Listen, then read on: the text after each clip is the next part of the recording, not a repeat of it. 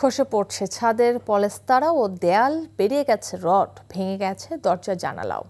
এমন দুরবস্থার মধ্যে কার্যক্রম চলছে ঝালকাঠি সদর উপজেলার শেখেরহাট পুলিশ তদন্ত কেন্দ্রের।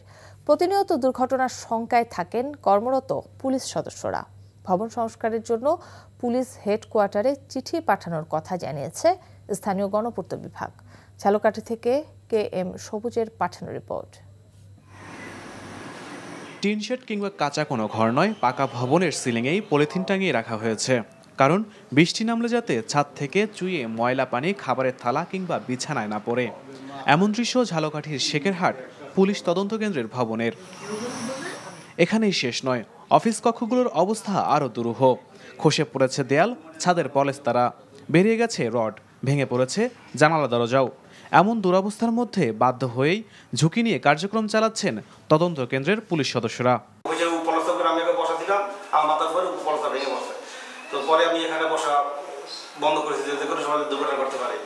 বৃষ্টির মৌসুমে আমাদের এখানে বসে খাবার মতো কোনো পরিবেশ থাকে না, উপর থেকে পানি পড়ে।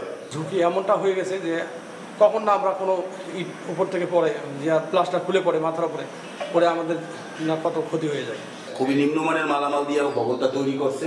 বর্তমানে ভবনটা খুবই ঝুঁকিপূর্ণ। 2001 সালে এই ভবন নির্মাণের পর থেকে আর কোনো ধরনের সংস্কার হয়নি। ফলে সময়ের সাথে ভবনের এমন দুরবস্থা সৃষ্টি হয়েছে। তাই ভবনটিকে পরিত্যক্ত ঘোষণা করে নতুন ভবন নির্মাণ ও থাকার সুব্যবস্থা করার জন্য ঊর্ধ্বতন দপ্তরে জানানো হয়েছে বলছে কর্তৃপক্ষ। পুলিশ তদন্ত কেন্দ্র পুলিশ বিভাগ ঝালকাঠি থেকে মেরামতের চাহিদা পেলে প্রাক্কলন প্রস্তুত করা হবে। তারপর উক্ত প্রাক্কলন পুলিশ হেডকোয়ার্টারে প্রেরণ করা হবে। পুলিশ হেডকোয়ার্টার থেকে প্রশাসনিক অনুমোদন ও অর্থ বরাদ্দ পেলে দ্রুত দরপত্র আহ্বান করা হবে। তারপর দ্রুত সময়ের মধ্যে মেরামত কাজ বাস্তবায়ন করা হবে। জেলার পুলিশ তদন্ত কেন্দ্রের কার্যক্রম স্বাভাবিক রাখতে দ্রুত নতুন ভবন নির্মাণের দাবি ভুক্তভোগীদের। NTV news desk. হত্যা মামলার আসামি রংপুর জেলা স্বেচ্ছাসেবক লীগ সভাপতি আতৌর জামান বাবুকে গ্রেফতার করেছে পুলিশ। পুলিশ জানায়, নগরীর নিউ ইঞ্জিনিয়ার পাড়ার একটি বাসায় আত্মগোপন করে থাকা বাবুকে মধ্যরাতে আটক করা হয়। সে কোটা সংস্কার আন্দোলনের সময় মুন্না হত্যা সহ একাধিক মামলার আসামি এবং আত্মগোপনে থেকে সোশ্যাল মিডিয়ায় সরকার বিরোধী নানা প্রচারণায় জড়িত থাকার অভিযোগ রয়েছে। আজ আদালতে হাজির করা হবে বলে জানান এই কর্মকর্তা। অস্ট্রেলিয়ার ডারউইনে টপ অ্যান্ড T20 টুর্নামেন্টের উদ্বোধনী ম্যাচে পাকিস্তান শাহিনসের বিপক্ষে খেলতে নামবে বাংলাদেশ এ দল। ম্যাচ শুরু হবে বাংলাদেশ সময় বিকেল 3:30টায়। টুর্নামেন্টকে সামনে রেখে ট্রফি উন্মোচন করা হয় বুধবার। বাংলাদেশ এ ও পাকিস্তান শাহিনস সহ টপ অ্যান্ড T20 সিরিজে মোট 11টি দল অংশ নিচ্ছে। রবিন রাউন্ড লিগ পদ্ধতিতে প্রতিটি দল 6টি করে ম্যাচ খেলবে। এখান থেকে সেরা 2টি দল উঠবে সেমিফাইনালে। রাউন্ড রবিন লিগে Bangladesh 16 August Nepal, 17 August Perth Scorchers academy, 19 August Northern Territory Strike, 21 August Melbourne Stars academy ও 23 আগস্ট অ্যাডিলেড স্ট্রাইকার্স একাডেমির বিপক্ষে খেলবে। ফাইনাল অনুষ্ঠিত হবে 24 আগস্ট। আগামী বছরের মধ্যে নিষ্ক্রিয় হজ এজেন্সিদের হজ কার্যক্রম থেকে বাদ দেওয়া হবে বলে জানিয়েছেন ধর্ম উপদেষ্টা ডক্টর আ.ফ.ম. খালিদ হোসেন। হজ এজেন্সিদের সংগঠন হাব আয়োজিত হজ ও ওমরা মেলা উদ্বোধনকালে তিনি এসব কথা বলেন। রাজধানীর চীন মৈত্রী সম্মেলন কেন্দ্রে আয়োজিত এই মেলা চলবে শনিবার পর্যন্ত। গুরুতর অসুস্থ কোনো ব্যক্তিকে আর হজ পালনে যেতে দেয়া হবে না বলেও জানান উপদেষ্টা। তিনি বলেন, 2026 সালে হজ যাত্রীদের বিমান ভাড়া আরও কমানো হবে। সে সাথে ধর্ম মন্ত্রণালয়ের কোনো কর্মকর্তা কর্মচারী অবৈধ কোনো লেনদেনে জড়িত থাকলে তাদের বিরুদ্ধে কঠোর ব্যবস্থা নেওয়ারও হুঁশিয়ারি দেন আ.ফ.ম. খালিদ। 2026 সালের হজ যাত্রা নির্বিঘ্ন করতে সরকারের মনিটরিং ব্যবস্থা আরও কঠোর করা হয়েছে বলেও জানান তিনি। নামমাত্র এজেন্সি, একজন লোক পাঠায়, 2জন লোক পাঠায় অথবা পাঠায় না, 3 বছর যাবৎ পাঠায় নাই, এইরকম এজেন্সির শত শত এজেন্সি আছে। আমরা এদেরকে মাইনাস করতে চাই। আমার মন্ত্রণালয়ে হজ ওমরা নিয়ে আমার কোনো কর্মকর্তা যদি 1 টাকা ঘুষ খায়, আমরা তাকে ফাঁসিতে ঝুলাব। মালয়েশিয়ার শ্রমবাজার উন্মুক্ত, শিক্ষা ও বাণিজ্য খাত এবং প্রবাসীদের কল্যাণে সর্বোচ্চ গুরুত্ব দিতে মালয়েশিয়ান সরকারের কাছে জোরালোভাবে দাবি উত্থাপন করেছে বাংলাদেশ। মঙ্গলবার কুয়ালালামপুরের হোটেল শাংগ্রিলায় সাংবাদিকদের ব্রিফিংকালে একথা জানান প্রধান উপদেষ্টার প্রেস সচিব শফিকুল আলম। এনটিভি মালয়েশিয়ার প্রতিনিধি কায়সার হামিদের রিপোর্ট, জানাচ্ছেন ফারুক হোসেন। গত সোমবার 3 দিনের সফরে মালয়েশিয়া যান প্রধান উপদেষ্টা অধ্যাপক মোহাম্মদ ইউনুস। সফরকালে মালয়েশিয়ার প্রধানমন্ত্রীর সাথে দ্বিপক্ষীয় বৈঠক করেন প্রধান উপদেষ্টা। মঙ্গলবার এ সফর নিয়ে সাংবাদিকদের সাথে ব্রিফিং করেন প্রধান উপদেষ্টার প্রেস সচিব শফিকুল আলম। দুই নেতার আলোচনা ফলপ্রসূ হয়েছে বলে জানান তিনি।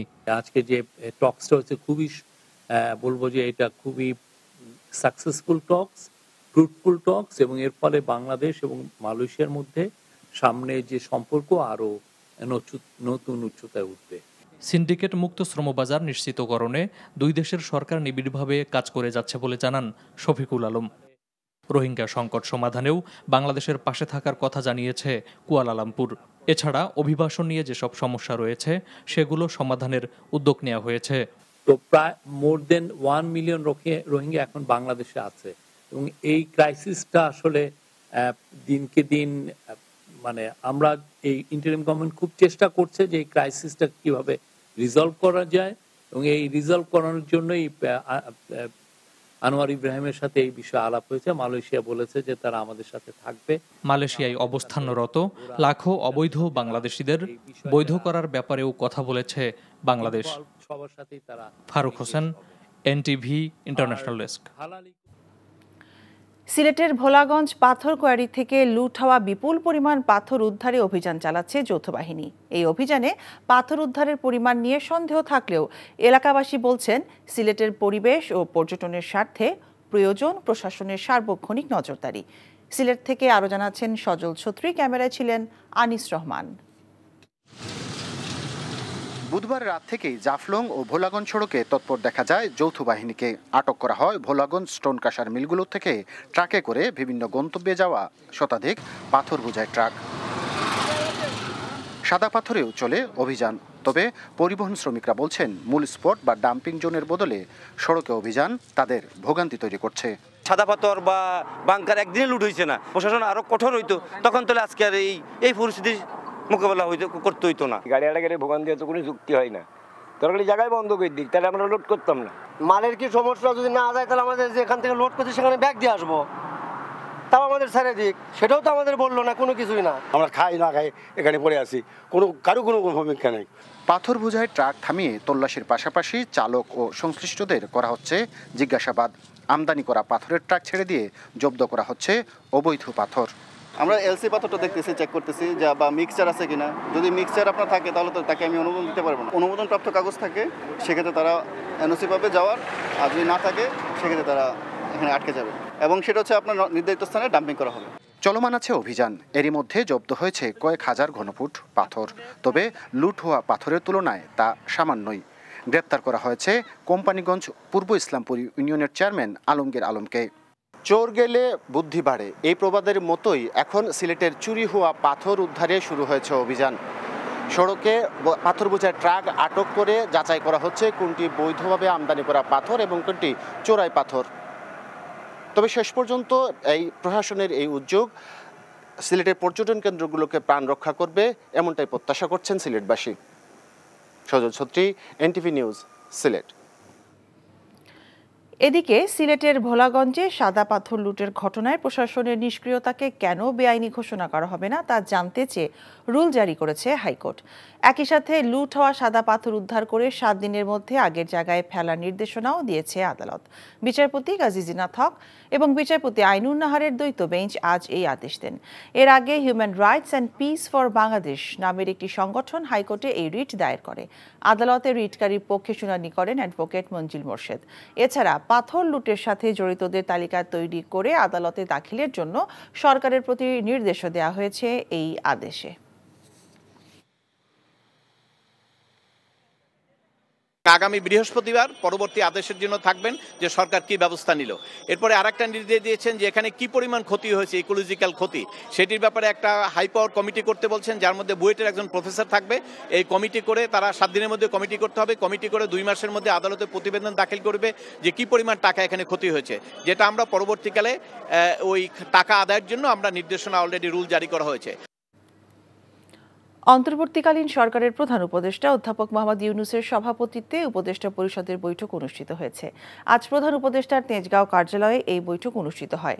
বৈঠকে উপদেষ্টাগণ, প্রধান উপদেষ্টার বিশেষ সহকারীগণ এবং সংশ্লিষ্ট মন্ত্রণালয়গুলোর সচিবরা যোগ দেন। বৈঠকে দেশের সার্বিক পরিস্থিতি নিয়ে আলোচনা হয়, বিশেষ করে আইন শৃঙ্খলা পরিস্থিতি এবং আসছে জাতীয় সংসদ নির্বাচন অনুষ্ঠান নিয়ে আলোচনা করেন উপদেষ্টাগণ। বিভিন্ন বিষয়ে প্রয়োজনীয় দিক নির্দেশনাও দেন প্রধান উপদেষ্টা অধ্যাপক মোহাম্মদ ইউনূস।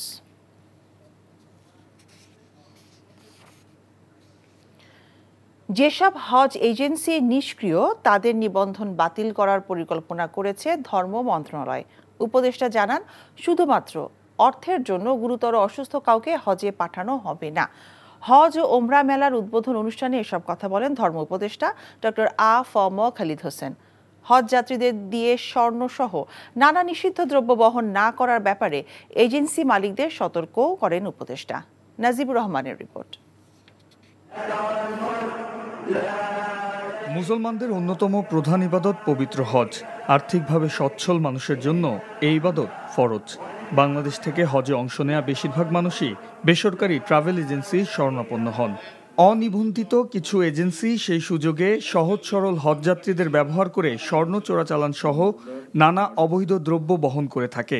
সেসব বিষয় তুলে ধরে এজেন্সি মালিকদের সতর্ক করেন ধর্ম উপদেষ্টা। হাব আয়োজিত 3 দিনব্যাপী হজ ও ওমরা মেলার উদ্বোধন অনুষ্ঠানে তিনি বলেন, যারা নিষ্ক্রিয় এজেন্সি তাদের বাদ দেয়া হবে, সেই সাথে মন্ত্রণালয়ের কর্মকর্তা কর্মচারীরা এজেন্সিদের কাছ থেকে আর্থিক সুবিধা নিলে কঠোর ব্যবস্থা নেবেন তিনি। 3000 বিডি নিয়ে গেছেন, বিড়ি সিগারেট নিয়ে গেছেন। ভাই, আমি আপনাদের সহযোগিতা কামনা করি। এই সমস্ত এজেন্সি, এই সমস্ত গ্রুপ লিডাররা যদি বাংলাদেশে গিয়ে সোরা কারবারি, বিড়ি, জর্দা, মাদক, এগুলো নিয়ে যান, তো আমাদের ভাবমূর্তি একেবারে নষ্ট হয়ে যাচ্ছে। আমার মন্ত্রণালয়ে হজ ওমরা নিয়ে আমার কোনো কর্মকর্তা যদি 1 টাকা ঘুষ খায়, আমরা তাকে ফাঁসিতে ঝুলাব। রাজধানীর চিন্মতি সম্মেলন কেন্দ্রে আয়োজিত মেলায় হজযাত্রীদের সুবিধার্থে সকল প্রস্তুতি নেওয়া হবে বলে আশ্বাস দেন হজ এজেন্সিদের সংগঠন।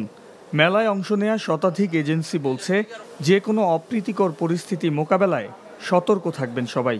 মধ্যস্বত্বভোগী বা দালালদের কাছে না গিয়ে হজে যারা যেতে আগ্রহী তারা যাতে এই মেলায় এসে সরাসরি সরকার নিবন্ধিত এজেন্সির সাথে যোগাযোগ করেন, তাহলে তারা হয়রানি মুক্তভাবে কোনো রকম প্রতারণা না পড়ে সুন্দরভাবে তাদের স্বাচ্ছন্দ্যে হজটা পালন করতে পারবে। হাবের সহযোগিতায় 2026 সালে নির্বিঘ্ন হজযাত্রা নিশ্চিতে কঠোর মনিটরিং করা হবে বলে জানিয়েছে ধর্ম মন্ত্রণালয়। Najibur Rahman, NTV news, Dhaka. রাজধানীর শেওড়াপাড়ায় 4 সন্তানের জননী ফাহমিদা তাহসিন কেয়া নামের এক নারীর রহস্যজনক মৃত্যু হয়েছে। পরিবারের অভিযোগ, নিহতের স্বামী সিফাত আলী পরিকল্পিতভাবে এই হত্যা ঘটিয়েছে। পারিবারিক কোন্দলের জেরেই কেয়াকে জীবন দিতে হলো বলে জানিয়েছেন তার ফুপা। আর পুলিশ বলছে, ঘটনাটি তদন্ত করলে প্রকৃত রহস্য বেরিয়ে আসবে। তামজিদ সুমনের রিপোর্ট। বাসায় ফেলে রাখা কর্মকাণ্ড দেখলে সহজেই বোঝা যায় প্রতিদিনের মতোই নিয়মিত গৃহস্থালির কাজ করছিলেন গৃহবধূ কেয়া। রান্নাবান্না কিংবা সন্তানকে খাওয়ানোর এসব চিহ্ন এখনও সেই সাক্ষী বহন করছে। কেয়ার স্বজনেরা জানান, বুধবার গভীর রাতে স্বামী সিফাত তার শাশুড়িকে ফোন করে জানান কেয়া আর নেই। অসুস্থ হয়ে পড়লে বন্ধ দরজার তালা ভেঙে কেয়াকে ঘর থেকে বের করা হয়। একই সাথে শাশুড়িকে জানান, ঘরের ফ্যানে ঝুলন্ত অবস্থায় কেয়াকে উদ্ধার করা হয়েছে। তবে ঘটনাস্থলের আলামতে একেবারেই ভিন্ন চিত্র। ফ্যানের অবস্থান কিংবা দরজার তালা সবই ছিল স্বাভাবিক। কেয়ার ফুফা অভিযোগ করে বলেন, পরিকল্পিতভাবেই হত্যা করা হয়েছে তার ভাতিজিকে। একটা প্ল্যান মার্ডার। আপনার গলায় যে দাগটা, অনেকে ফাঁসি নিলে তার যে সিমটমটা এটার সাথে ম্যাচ করে না। তার স্বামী এবং তার আরও যারা ছিল ম্যানেজার, তার যে ড্রাইভার এবং কেয়ারটেকার, এদের সহযোগিতাই কি এই খুনটা সম্পন্ন করে। টোটাল 6 জনে লাশটাকে নিয়ে গেছে, নাটক সাজাইছে। তিনি আরও জানান, সিসিটিভির ফুটেজে দেখা গেছে সিফাতের সাথে আরও কয়েকজন সহযোগী ছিলেন যারা এই পরিকল্পনায় অংশ নেয়। আপনার আগে থেকেই ঘরে 3 জন অবস্থান করতেছিল, যে সিফাত, তার ড্রাইভার মুকুল এবং তার আরেক কেয়ারটেকার মনির, এবং তারা 12টার সময় হাজব্যান্ডের বাসায় ঢোকে। তারা আর 5-7 মিনিট পরেই 4 জনে ধরে লাশটা নিয়ে লিফটে নিয়েছে। আর পিছিয়ে ছিল আপনার আজাদ এবং সিফাতেরা ধরেনি, আর বাকি 4 জন ধরে নামাইছে। পুলিশ বলছে এটি কোনো হত্যাকাণ্ড কিনা তা খতিয়ে দেখা হচ্ছে। বিষয়টা প্রাথমিক অনুসন্ধানের পর্যায়ে আছে। আমরা তথ্য প্রমাণ সংগ্রহ করতেছি। বাদীর কাছে আনিত অভিযোগ কিভাবে সে অভিযোগ দেয়, অভিযোগের প্রেক্ষিতে আমরা পরবর্তী আইনগত ব্যবস্থা গ্রহণ করব। এদিকে হাসপাতালে কেয়াকে মৃত ঘোষণার পর থেকেই পলাতক রয়েছেন নিহতের স্বামী সিফাত আলী। Tamjid Suman, NTV news, Dhaka. 2 ঘণ্টা পর প্রশাসনের হস্তক্ষেপে সিরাজগঞ্জে যমুনা সেতু পশ্চিম সংযোগ মহাসড়কে অবরোধ ও বিক্ষোভ প্রত্যাহার করেছেন রবীন্দ্র বিশ্ববিদ্যালয়ের শিক্ষার্থীরা। এদিকে অবরোধের কারণে যানজটে ব্যাপক ভোগান্তিতে পড়েন যাত্রীরা। স্থায়ী ক্যাম্পাস নির্মাণের দাবিতে সকাল থেকে দুপুর পর্যন্ত 2 ঘণ্টা এই কর্মসূচি পালন করেন শিক্ষার্থীরা। এতে দীর্ঘ সময় মহাসড়কে যান চলাচল বন্ধ এবং যমুনা সেতুর উভয় পাশে যানজটের সৃষ্টি হয়। রবীন্দ্র বিশ্ববিদ্যালয়ে স্থায়ী ক্যাম্পাস নির্মাণের জন্য উন্নয়ন প্রকল্প প্রস্তাবনা দ্রুত অনুমোদন এবং বাস্তবায়নের দাবি জানিয়েছেন আন্দোলনরত শিক্ষার্থীরা। অন্যথায় কঠোর আন্দোলনের হুঁশিয়ারি দিয়েছেন তারা। গত 26শে জুলাই রবীন্দ্র বিশ্ববিদ্যালয় দিবস বর্জনের মধ্য দিয়ে স্থায়ী ক্যাম্পাসের দাবিতে বিভিন্ন কর্মসূচি পালন করে আসছেন শিক্ষার্থীরা। আমাদের এটা যদি না দেয় পরবর্তীতে আমরা সচিবালয় পর্যন্ত ঘেরাও করতে বাধ্য হব। কারণ ভাই আপনারা দেখতেছেন দীর্ঘ 9 বছর পর্যন্ত আমাদের ক্যাম্পাসটা আমরা পাচ্ছি না। অন্যান্য ভার্সিটিগুলো ফুল ফর্মে আছে, সেখানে আমরা ক্যাম্পাসের জন্য রাজপথে অবস্থান করছি এবং আমাদের প্রতিটা ক্লাস সব হয় একটা ভাড়া জায়গা। আমরা ভাড়া জায়গায় থাকতে চাই না, আমরা এবার একটা স্থায়ী সমাধান চাই এবং আমরা আমাদের ক্যাম্পাসটা চাই। গাজীপুরে বিভিন্ন দাবিতে রাজশাহী থেকে ঢাকাগামী বনলতা ট্রেন আটকে রেখে বিক্ষোভ করেছেন ডিপ্লোমা ইঞ্জিনিয়ারিং ইনস্টিটিউটের শিক্ষার্থীরা। এতে প্রায় 1.25 ঘণ্টা উত্তরবঙ্গের সঙ্গে ট্রেন চলাচল বন্ধ থাকে। ভোগান্তিতে পড়েন যাত্রীরা। সকালে শিক্ষার্থীরা জয়দেবপুর শিমুলতলী এলাকায় বিক্ষোভ শুরু করেন। এক পর্যায়ে তারা পাশের রেল লাইনে অবস্থান নিয়ে বনলতা এক্সপ্রেস ট্রেন আটকে দেন। পরে প্রশাসনের হস্তক্ষেপে ট্রেন ছেড়ে দিয়ে বিক্ষোভ মিছিল করেন শিক্ষার্থীরা। তারা জানান, গত 13 এবং 15 আগস্ট ঢাকা মেট্রো রেলের সেকশন ইঞ্জিনিয়ার পদের পরীক্ষা বিএসসি ইঞ্জিনিয়ারিং ডিগ্রিধারীদের করা রিটের কারণে স্থগিত করা হয়। পাশাপাশি 10ম গ্রেড উপসহকারী প্রকৌশলী পদ উন্মুক্তের জন্য বিএসসি ইঞ্জিনিয়ারদের ষড়যন্ত্রের প্রতিবাদে আন্দোলন অব্যাহত থাকবে বলেও জানান শিক্ষার্থীরা। আশুলিয়ায় বেতনের দাবিতে মহাসড়ক অবরোধ এবং বিক্ষোভ করেছে শ্রমিকরা। এমন পরিস্থিতিতে আশেপাশের 15টি শিল্প কারখানায় ছুটি ঘোষণা করা হয়েছে।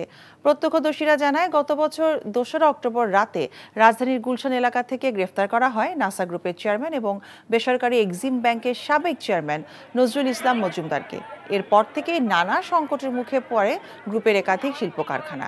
পুলিশ জানায়, অনিবার্য কারণ দেখিয়ে নাসা সুপার কমপ্লেক্সে গত 10ই আগস্ট থেকে ছুটি ঘোষণা করা হয়। আজ সকালে গ্রুপের বিভিন্ন প্রতিষ্ঠানের শ্রমিকরা কাজে যোগ দিতে আসলে কারখানা ফটকে আগামী 18ই আগস্ট পর্যন্ত সাধারণ ছুটি দেখে ক্ষুব্ধ হয় শ্রমিকরা। পরে মহাসড়কে অবস্থান নিলে বন্ধ হয়ে যায় যান চলাচল। এই অবস্থায় আশপাশের 15টি কারখানায় ছুটি ঘোষণা করা হয়।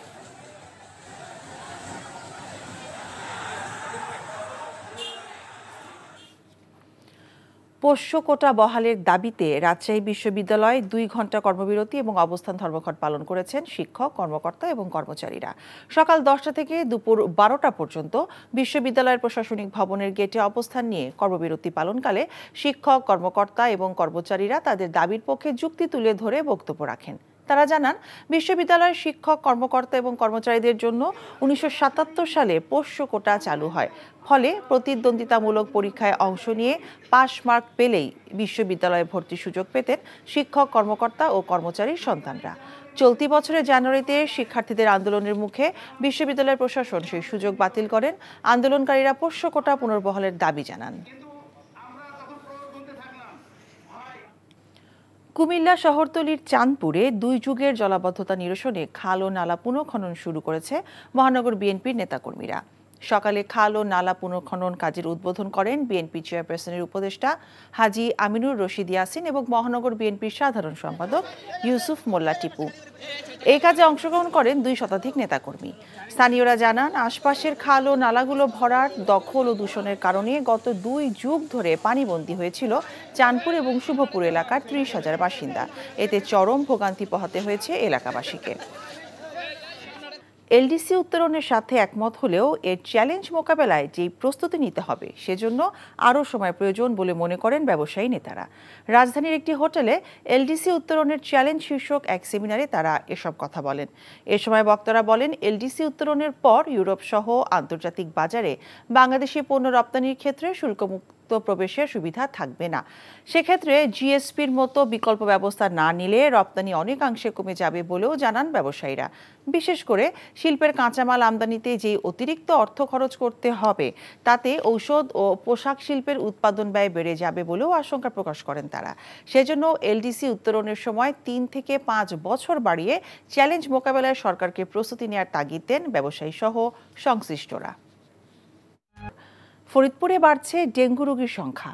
ডেঙ্গু রোগে আক্রান্ত হয়ে নতুন ভর্তি হয়েছে 22 জন। আজ পর্যন্ত এই জেলায় ডেঙ্গু রোগীর আক্রান্ত সংখ্যা 270 জন।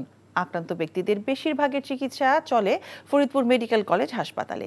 এ বিষয়ে ফরিদপুরের সিভিল সার্জন ডাক্তার জানান, বর্তমানে ফরিদপুর মেডিকেল কলেজ হাসপাতালে 22 জন ডেঙ্গু রোগী আক্রান্ত হয়ে ভর্তি রয়েছেন। ডেঙ্গু রোগের ব্যাপারে সচেতনতা তৈরি করার জন্য বিভিন্ন উদ্যোগ নিচ্ছে স্বাস্থ্য বিভাগ। গত মাসে ফরিদপুরে 124 জন রোগী ভর্তি হয়। সিলেটে পাথর লুটে জড়িতদের আইনের আওতায় আনার দাবি জানিয়ে সুনামগঞ্জে মানববন্ধন অনুষ্ঠিত হয়েছে। দুপুরে সুনামগঞ্জের স্বেচ্ছাসেবী সংগঠন হাওর ও নদী রক্ষা আন্দোলন পৌর শহরের আলফাত স্কয়ারে এই কর্মসূচি পালন করে। এতে বিভিন্ন শ্রেণী ও পেশার লোকজন অংশ নেন। মানববন্ধনে বক্তারা সিলেটে পাথর লুটে জড়িত সবাইকে আইনের আওতায় আনার দাবি জানান। ফ্যাসিস্ট হাসিনার ক্ষমতা চিরস্থায়ী করতে আন্তর্জাতিক অপরাধ ট্রাইব্যুনালের মাধ্যমে বিএনপি নেতা সালাউদ্দিন কাদের চৌধুরীকে বিচারিক হত্যা করা হয়েছে, এমন অভিযোগ করেছেন তার ছেলে হুম্মাম কাদের চৌধুরী। দুপুরে ধানমন্ডিতে নিজ বাসভবনে সংবাদ সম্মেলনে তিনি বলেন, শেখ হাসিনার লক্ষ্য ছিল জাতীয়তাবাদী রাজনৈতিক নেতৃত্বকে শেষ করে দেয়া। সালাউদ্দিন কাদের চৌধুরীকেও হত্যা করা হয় সেই পরিকল্পনার অংশ হিসেবে। দাবি করেন, তৎকালীন সরকার বিদেশি দূতদের ভিসা দিতে অস্বীকৃতি জানিয়ে 4 জন গুরুত্বপূর্ণ সাক্ষীকে বাংলাদেশে ঢুকতে দেয়নি। ফেয়ার জাস্টিসের সুযোগই পাননি সাকা চৌধুরী। হুম্মাম চৌধুরী এই ঘটনাকে জুডিশিয়ারি মার্ডার আখ্যা দিয়ে বলেন, তৎকালীন আওয়ামী লীগ সরকারের ফরেন মিনিস্ট্রিতে যারা জড়িত ছিলেন তাদের বিষয়ে অন্তর্বর্তী সরকারের কাছে তদন্ত দাবি করা হবে। আগামী রোববার পররাষ্ট্র মন্ত্রণালয়ে যাওয়ার কথা জানান হুম্মাম কাদের। যেই দিন আব্বার রায় ঘোষণা দেওয়া হয় সেই দিন আমার বাবার হাতে রায় ছিল। সেই রায়টাও মিনিস্ট্রি থেকে বের হয়ে এসেছিল।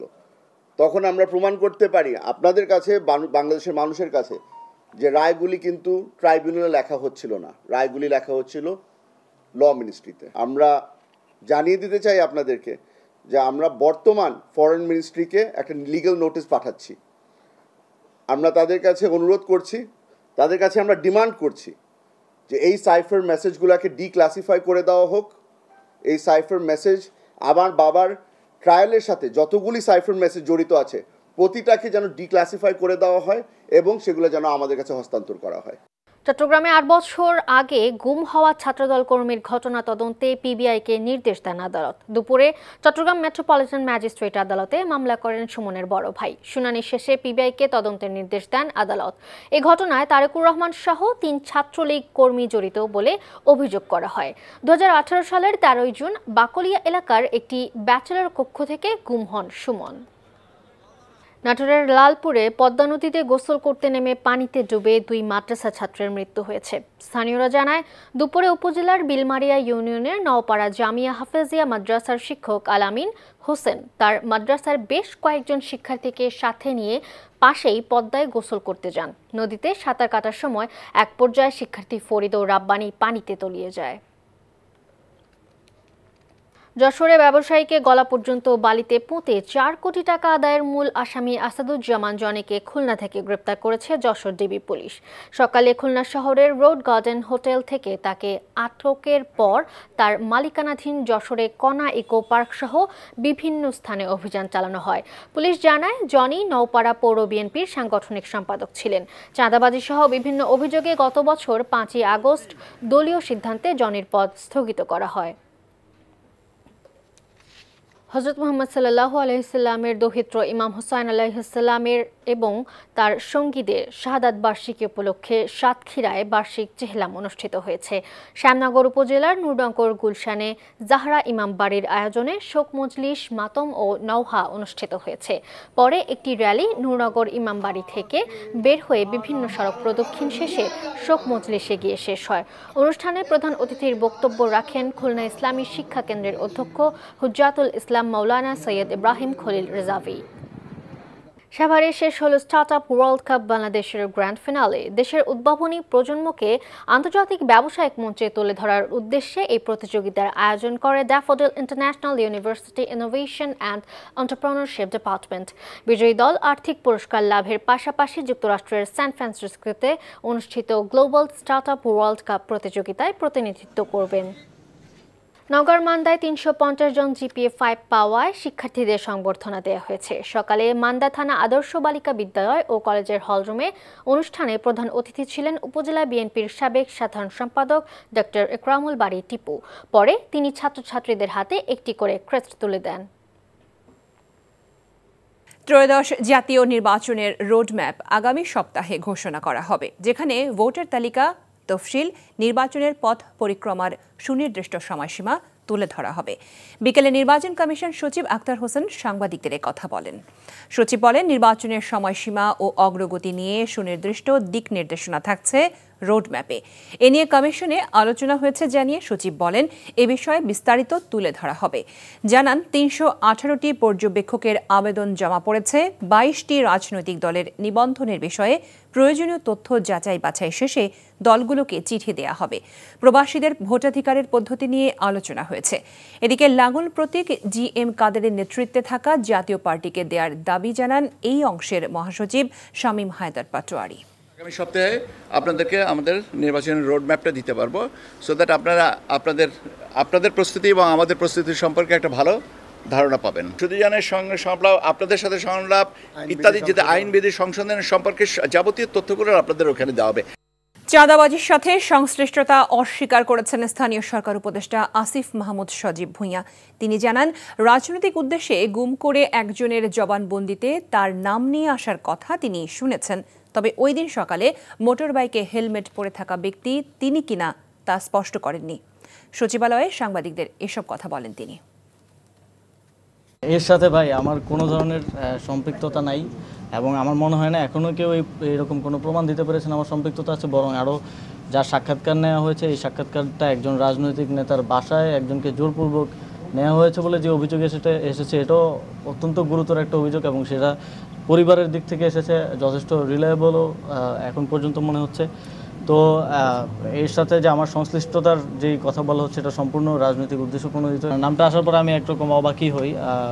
জানাল মপুকে আমি চিনতাম যখন আমি ছাত্র অধিকার পরিষদে ছিলাম 2022 সালে, কিন্তু গত 2024 সালের 5 আগস্টের পরে তার সাথে আমার কখনো কথা বা দেখা হয়নি। ওয়েস্টিনে যাওয়া হয়, তবে এক্সাক্ট ওই দিন আমি গিয়েছিলাম কিনা বা সেখানে ছিলাম কিনা এটা আমার যেটা দেখা যাচ্ছে সেটা কি আপনি কি চিনা সাদাই করে? এখন দেখেন সিসিটিভি ফুটেজে হেলমেট পরা যে কাউকে যদি আমাকে বলে দাবি করা হয়, এটা কতটুকু আসলে বিশ্বাসযোগ্য? গণতান্ত্রিক ছাত্র সংসদের বহিষ্কৃত যুগ্ম আহ্বায়ক জানে আলম অপুকে অপহরণ ও নির্যাতন করে উপদেষ্টা আসিফ মাহমুদের বিরুদ্ধে স্বীকারোক্তি নেওয়া হয়েছে বলে অভিযোগ করেছেন অপুর স্ত্রী আলিশা। সকালে শাহবাগে জাতীয় জাদুঘরের সামনে সংবাদ সম্মেলনে তিনি আরও অভিযোগ করেন, বিএনপি নেতা ইশরাক কর্তৃক অপুকে অপহরণ এবং নির্যাতনের মাধ্যমে জোরপূর্বক স্বীকারোক্তি আদায় করা হয়। জানান, গত 1 আগস্ট গ্রেফতারের আগের রাতে অপুকে তুলে নিয়ে নির্যাতন করে উপদেষ্টা আসিফ মাহমুদের বিরুদ্ধে স্বীকারোক্তি নেওয়া হয়।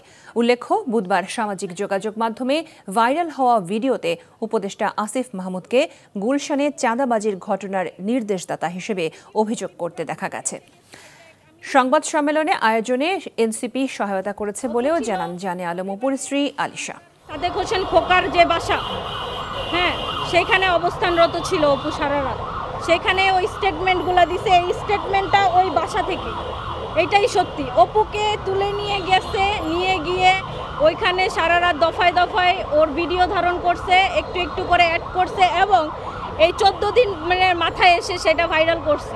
না, আমার পাশে কেউ ছিল না, আমি কাউকে চিনি না। এই যে মিডিয়া আপনারা সবাই সামনে আমার দাঁড়ায় আছেন, এতগুলো চ্যানেল, এগুলাকে তো আমারে ম্যানেজ করে দিছে অপুর দলের। যখন অপুর এনসিপির উপরে প্রশ্ন আসলো, যখন এনসিপির উপরে প্রশ্ন চলে আসলো, এনসিপির স্বার্থে চলে আসলো, তখন তারা আমাকে এখানে নিয়ে আসছে। যারা আগামী নির্বাচন বয়কট বা বানচালের চেষ্টা করবে তারা রাজনীতি থেকে মাইনাস হয়ে যাবে বলে মন্তব্য করেছেন বিএনপির স্থায়ী কমিটির সদস্য সালাউদ্দিন আহমেদ। গুলশানে চাঁদাবাজির ঘটনায় সরকারের এক উপদেষ্টার বিষয়ে সরকারের অবস্থান পরিষ্কার করা উচিত বলেও মন্তব্য করেন তিনি। দেখুন হাসান মাহমুদের রিপোর্ট। মানুষ দীর্ঘ 16-17 বছর গুলশানে নিজের বাসায় সাংবাদিকদের সাথে আলাপকালে সালাউদ্দিন আহমেদ বলেন, নির্বাচনকে যারা অনিশ্চিত করতে চায় তাদের মুখোশ উন্মোচিত হয়েছে। আমি নির্বাচন নিয়ে কোনো সংশয় সংখ্যা দেখি না। যারা আগামী নির্বাচনকে বয়কট করার চেষ্টা করবে ডাইরেক্টলি অর ইনডাইরেক্টলি, তারা জাতীয় রাজনীতি থেকে মাইনাস হয়ে যাবে। কারা নির্বাচনকে বিলম্বিত করতে চায় অথবা নির্বাচন না হোক সেটা চায়, সেটা জাতির সামনে তাদের মুখোশ উন্মোচিত হয়েছে। জাতীয় নির্বাচনকে ঘিরে যৌথ অভিযান আরও কার্যকর করার দাবি জানিয়ে সালাউদ্দিন আহমেদ বলেন, ফ্যাসিস্টরা যেন কোনো সুযোগ নিতে না পারে। আগামী জাতীয় সংসদ নির্বাচন ফেব্রুয়ারিতেই হবে। যারা বিভিন্ন মাঠের বক্তব্য দিচ্ছে যে এই সমস্ত দাবি পূরণ না হলে, ওই সমস্ত দাবি পূরণ না হলে, সংস্কার পূর্ণাঙ্গ না হলে, বিচার পূর্ণাঙ্গ না হলে নির্বাচন হবে না, এগুলো মাঠের বক্তব্য।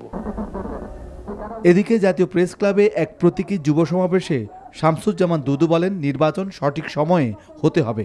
আজকে স্পষ্ট করে বলে, গণতন্ত্র নিয়ে যদি কেউ টালবাহানা করে, নির্বাচন নিয়ে যদি কেউ টালবাহানা করে, তাহলে বুঝতে হবে তারা স্বৈরতন্ত্র এবং ফ্যাসিবাদকে ফিরিয়ে আনতে চাচ্ছে। সবাইকে ঐক্যবদ্ধ থাকারও আহ্বান জানান বক্তারা। Hasan Mahmud, NTV news, Dhaka. পতিত স্বৈরাচার শেখ হাসিনার ছেলে সজীব ওয়াজেদ জয়ের যুক্তরাষ্ট্রে 54 কোটি ও দেশে প্রায় 60 কোটি টাকার সম্পত্তির সন্ধান পেয়েছে দুর্নীতি দমন কমিশন। দুদকের প্রাথমিক তদন্তে অবৈধ এসব সম্পদের প্রমাণ পাওয়ার কথা জানিয়েছেন সংস্থাটির মহাপরিচালক আক্তার হোসেন। একই সাথে জয়ের ব্যক্তিগত অ্যাকাউন্টে 57 কোটি টাকার সন্দেহজনক লেনদেনে প্রমাণ পেয়েছে দুর্নীতি দমন কমিশন। এসব অভিযোগে শেখ হাসিনার ছেলের বিরুদ্ধে মামলা করার সিদ্ধান্ত জানিয়েছে দুদক।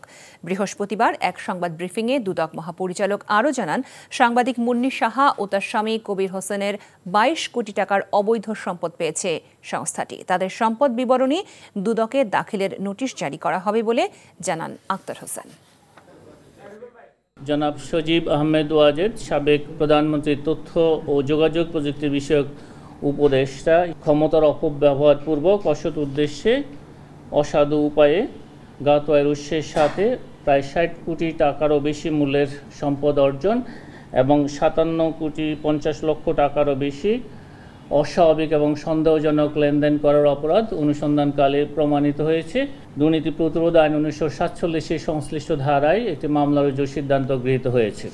পূর্ব পরিকল্পিতভাবে ও উদ্দেশ্য প্রণোদিত হয়ে আদালতে বিশৃঙ্খলা করেছেন একদল আইনজীবী, যারা আগের সরকারের দোসর। তারাই আদালতকে অসম্মান করে সাবেক প্রধান বিচারপতি খায়রুল হকের মামলার শুনানির সময় হাইকোর্টে অপেশাদার আচরণ করেছেন বলে অভিযোগ জাতীয়তাবাদী আইনজীবী ফোরাম নেতাদের। আজ সুপ্রিম কোর্ট আইনজীবী সমিতি মিলনায়তনে সংবাদ সম্মেলনে ফোরামের নেতারা এসব অভিযোগ করেন। বলেন, যখন সাবেক প্রধান বিচারপতি এস.কে. সিনহাকে দেশ ছাড়া করা হয় তখন ওই আইনজীবীরা কোনো পদক্ষেপ নেননি। এখন তারা বিচার বিভাগকে প্রশ্নবিদ্ধ করার অপচেষ্টায় লিপ্ত রয়েছেন। সেই শেখ হাসিনার দোসররা তখন কিন্তু সেই আইনজীবীদের বক্তব্য প্রদানে বাধা প্রদান করেছিলেন। আজকে সেই দোসররা আবার আদালতে গিয়ে বিশৃঙ্খল পরিস্থিতি সৃষ্টি করছেন। আজকে মাননীয় প্রধান বিচারপতির কাছে দাবি জানিয়েছি, আদালতে যেন শৃঙ্খলা রক্ষার জন্য তিনি প্রয়োজনীয় পদক্ষেপ নেন।